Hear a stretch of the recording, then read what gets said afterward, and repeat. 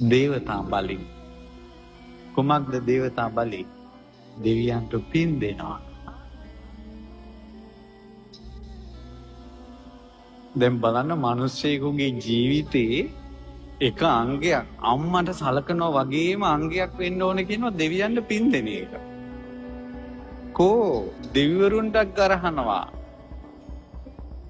දෙවියන්ට ගරහා බණ කියන අයගේ බණ අහන අයට යන කලදසාව කුමක්ද? තියෙනවා කලදසාව. පිරිහීමක්ම කැමති විය යුතු දියුණුවක් නෙවෙයි. ඒකට මම උදාහරණ කතාවක් කියන්න. මේ දෙවියන්ට පින් දෙන එක. වෙලෙන්ද දෙන්නේ වෙලඳාම් කරගෙන ඉද්දී එක වෙලෙන්දෙකු මේ අරෙන් ගඟකින් එතර වෙන්න ඕන.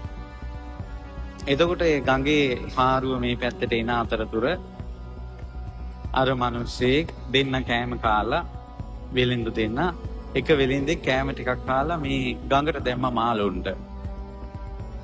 දාලා හිතුවා මේ මාළුන්ට කෑම දාපු පින මේ ගංගා දේවතාව අනුමෝදන් වේවා. ඒකට එහෙම කියනකොටම අර ගංගේ දේවතාවට ඒක දැනුණා. සතුටු වුණා. දැන් ඔන්න අර වෙලෙන්ද දෙන්න ඔරුව එනකල් හාන්සි වෙලා ඉන්නවා. අර කෑම දාපු වෙලෙන්දට නිින්ද ගියා. අනිත් වෙලෙන්ද ගාව තමයි තිබ්බේ කාටි පොදිය.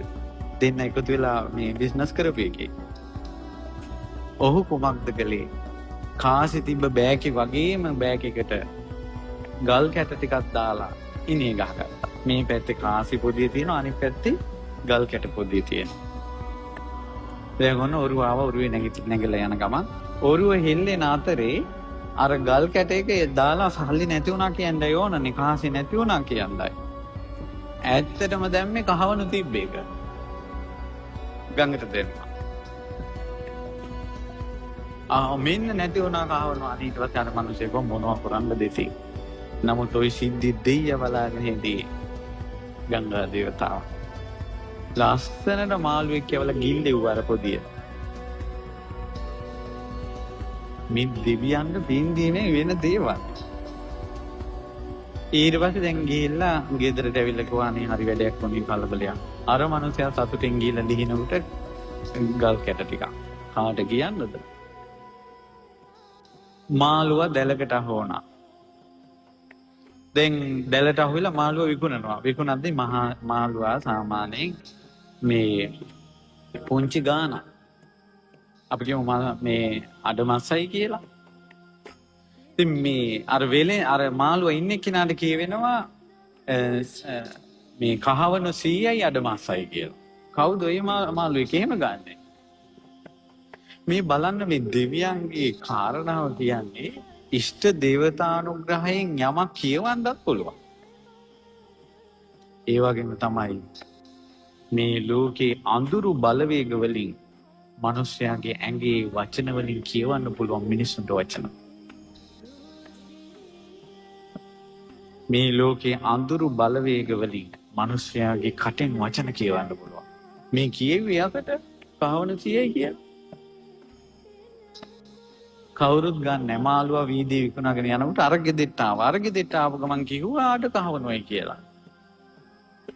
ඊට පස්සේ දීලා ගත්ත අර මිනිස්සෙක් හරි පුදුමයි මෙච්චර වෙලාවක් මම මේක ලොකු ගානකට ගියා හිටියේ ඔබට මේ අඩු ගානක් කියවුණා. හරි යන්නේ කියලා යවුවා. මාළුවා කපනකොට කහවණු පොදිය ඇතුලේ. පුදුමයි. මේක කොහොමද උනේ කියලා හිතනකොට ආකාශයේ දිව්‍ය පහළ වුණා. මේක උඹ මට පින් දුන්න එකට තුටු පඬුරු කිව්වා.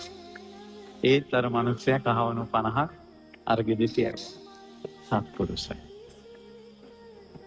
ඒ නිසා දරුවනි පිනක් කරලා පින් දෙන්න. ගොඩාක් අය දාන දෙන්න යනවා දාන වෙලාවේ පින් අනුමෝදන් කරන වෙලාවේ එළියේ ඉන්නවා. ගොඩාක් කොල්ල ගෙල්ලෝ අපි දැකලා තියෙනවා. දාන බෙදනකොට දාන බෙදන්න යන්නේ අම්මලා බෙදාගත්තා කියලා එළියට වෙලා කතා කර ඉන්නවා. මේ කොච්චර හානියක්ද කරගන්නේ දියුණුව පිණිස තියෙන දේවල් වළක්වා ගන්නනේ. ඒ නිසා පිනක් කරලා ඒ පින දෙවියන්ට දෙනේවා පුරුදු වෙන්න. ඉතින් ඒක පුරුදු වෙන්න දෙවියෝ විශ්වාස කරන්න එපා.